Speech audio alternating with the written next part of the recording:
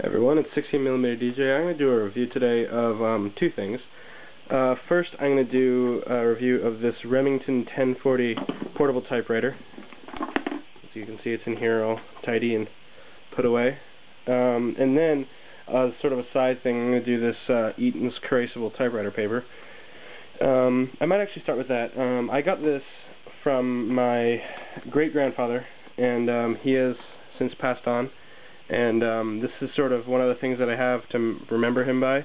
And I occasionally use these to write thank you cards, like I wrote some thank you cards to some relatives for the Christmas things that they sent. And as you can see, it's 100 sheets. I think there are probably about 70 to 90 sheets in here. It's a 8.5 by 11, so standard letter paper. It's medium weight, 16 pounds. And as you can see, there's a 25% cotton fiber content. That means that basically there's like ripped up rags mixed in with the pulp when they're making the paper. And to open, you slide your finger underneath there and lift it, of course. Here we have Eaton's Corrasible 25% rag content typewriter paper. And what I really like about this is you can use a pencil eraser, like a ticonderoga eraser, and it says errors disappear like magic.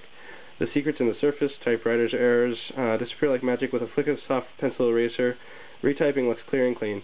It does look quite nice when you're finished, because you can do all editing on the paper. And as you can see, made by Eaton Papers, made by Eaton Paper, Division of Sextron, Pittsfield, Massachusetts. Blah blah blah blah blah. Since that's out of the way, actually, I'll show you what I'm gonna. Here, I'll do a demo later, and it'll be on this piece of paper because it's just some extra from my thank you letters. And here, as you can see, there's a watermark.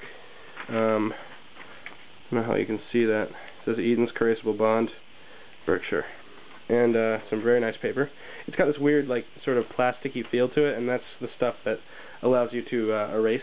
And if you have a wet finger, or if your fingers are really greasy or oily or whatever, you can smudge the ink really easily by just doing that. But it's good for writing things up. And here's the typewriter. As you can see, it's a Remington 1040 in really good condition. It's except for some of the innards here. I used some weird ribbon earlier, and it had this whiteout stuff that supposedly, if you went back over it and typed over it, it would erase the words or the letters that you typed, but it didn't work, and it just put all the white crap all over the inside of the typewriter. And I've done some cleaning of it, and I replaced the ribbon. I literally took it out of the ribbon from this, which is really good ink in there, and I replaced it on this, and it works pretty well. This little knob here is a pressure, so if you're typing and you feel you're pushing too hard, you can loosen it up by turning it left, and to make it harder to type on, you can turn it right.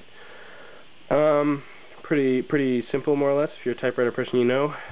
This is the ribbon direction switcher, so if you got the ribbon and it's moving across and then it hits the end of the bobbin, or the spool, I should say, you literally flip this like that, and then it feeds from the other side. And this side is locked. As you can see, it's in the locked position right now, the carriage. So to unlock it, there's a switch on the side here. You move that, and then you lift this up, and you can move it like this.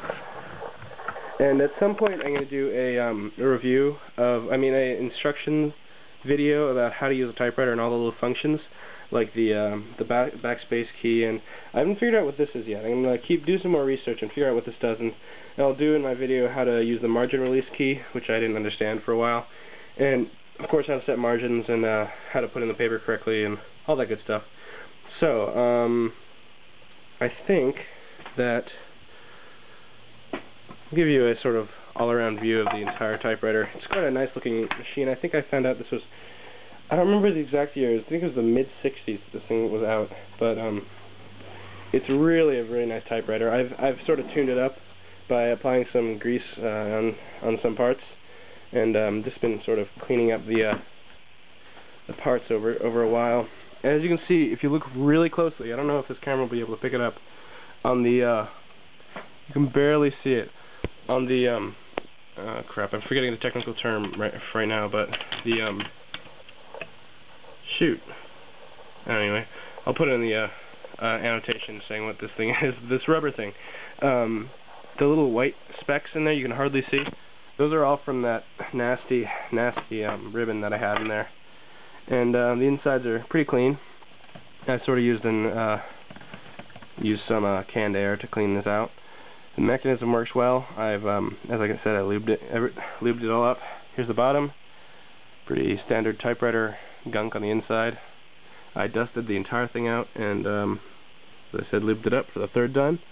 And it is working quite nicely. All the springs are there, and it's quite a nice typewriter. The feel is really good. I don't like the keys so much because if you're in the summer and your hands are sweaty after typing for a while, they tend to slip off if you're not careful. Like on most Royal typewriters, or Royale, or however you pronounce it, they have these little rings around it, so your fingers tend to stay in there. Just dropped a piece of paper. But anyway, without further ado, I think I will put this back together and take this downstairs and do a demo. Yeah, I think so. Alright. Oh, I forgot to mention, my mom is watching Dan in Real Life down in the kitchen, so I'll be in the dining room, which is right up from the kitchen, so I might be a little bit loud.